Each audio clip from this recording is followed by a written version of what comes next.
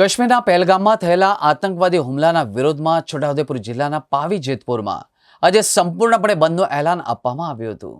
22 એપ્રિલે પહેલગામમાં પાકિસ્તાન પ્રેરિત આતંકવાદીઓએ 27 નિર્દોષ પ્રવાસીઓની હત્યા કરી હતી। આ ઘટનાએ સમગ્ર દેશમાં રોષની લાગણી ફેલાવી હતી। ત્યારે પાવી જેતપુરના વ્યાપારીઓએ આજે તમામ બજારો બંધ રાખીને આ કૃત્યનો વિરોધ નોંધાવ્યો હતો।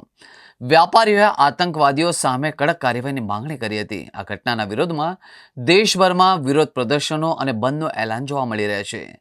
વ્યાપારીઓ બજારો બંધ રાખી આતંકવાદીઓ સામે કડક કાર્યવાહીની માંગ કરી હતી। પહેલગામમાં થયેલા આતંકવાદી હુમલાના વિરોધમાં છોટાઉદેપુરના વેપારીઓએ તમામ કોમના વેપારીઓ બંધમાં સંપૂર્ણ સાથ અને સહકાર આપ્યો।